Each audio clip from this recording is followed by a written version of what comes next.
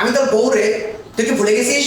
তোর যখন সঙ্গীর অভাব ছিল, ভালোবাসার লোকের অভাব ছিল, প্রেমিকার অভাব ছিল, মেলা খোঁজাখুঁজি করে, মেলা ভালোবাসার প্রতিশ্রুতি দিয়ে, মেলা সুখের স্বপ্ন দেখিয়ে 3 কবুল করে আমাকে ঘরে নিয়ে এসেছিলি।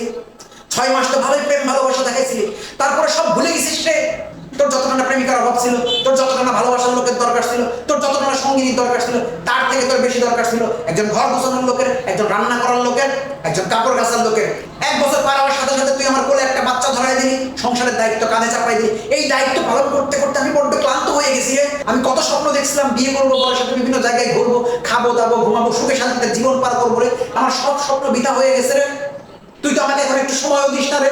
কাজ কাম করিস, বাকি সময় বন্ধুদের দিস, ঘরে ফিরলে বাচ্চা কাচ্চাকে সময় দিস। তোর ভাব কাজে দেখে মনে হয় আমাকে তুই ভালোই বাসিস না রে। আমি বলি তোর সংসারটা এতদিন করে যাচ্ছি রে, অন্য কোনো মেয়ে হলে এতদিন তোর সংসার ছেড়ে কবেই চলে যেত রে। এই শোন, সামনে এমন একটা বয়স আসবে যেই বয়সে তোর আবারও সঙ্গিনীর দরকার পড়ে যাবে। সেই বয়সে কিন্তু তোর এই সঙ্গিনী ছাড়া তোকে দেখার মতো আর কেউ থাকবে না রে। তাই সাবধান হয়ে যাস, আমাকে সময় দিস, আমাকে ভালোবাসিস।